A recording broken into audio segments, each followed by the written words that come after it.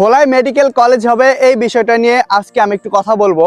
ভোলায় medical college হবে এটা শোনার পর থেকে ফেসবুকটার ভিতরে ভোলাবাসী পুরো আন্দোলন শুরু করে দিয়েছে, যেটা হচ্ছে গিয়ে ভোলা মেডিকেল কলেজ কোথায় হবে। আরে ভাই, আমার কথা হচ্ছে ভোলা মেডিকেল কলেজ ভোলার যে কোনো একটা কোনার হোক, কোনো সমস্যা নাই। এটা তো আমাদের ভোলা জেলার সম্পদ, ভোলা জেলারই তো গর্বের বিষয় যে ভোলা একটা মেডিকেল কলেজ হবে। তো এই বিষয়টা নিয়ে আপনারা যে ফেসবুকের ভিতরে এত আন্দোলন, এত তর্ক বিতর্ক শুরু করে দিয়েছেন, কারণটা কি? ভোলায় মেডিকেল কলেজ হবে এটা আমাদের জন্য সুখবর। ভোলার চরফ্যাশনে হোক, লালমোহন হোক, তজুমুদ্দিন হোক, বা সদরে হোক, বা দৌলতখান উপজেলা হোক, যেখানেই হোক, এটা তো আমাদেরই সম্পদ। আর এমন তো না যে ভোলা মেডিকেল কলেজ এটা শুধুমাত্র একটা উপজেলার জন্য বা একটা জেলার জন্য দিয়েছে। এই মেডিকেল কলেজে বাইরের জেলার পোলাপানরা, ছাত্রছাত্রীরা এখানে এসে পড়াশোনা করবে। তো আপনারা এটা নিয়ে আন্দোলন শুরু করে দিয়েছেন, মানেটা কি? আর এই ধরনের যারা পোস্ট করেন যে ভোলা মেডিকেল কলেজ কোথায় দেওয়া উচিত, আমার মতে ভোলার মেডিকেল কলেজ আপনার বাড়ির সামনে দেওয়া উচিত, তাই না?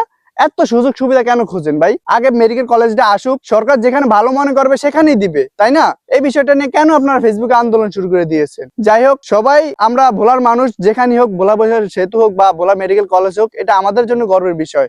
এই বিষয়টা নিয়ে আজকে আমি চুপ থাকতে পারলাম না, তাই কিছু কথা বললাম। আসসালামু আলাইকুম।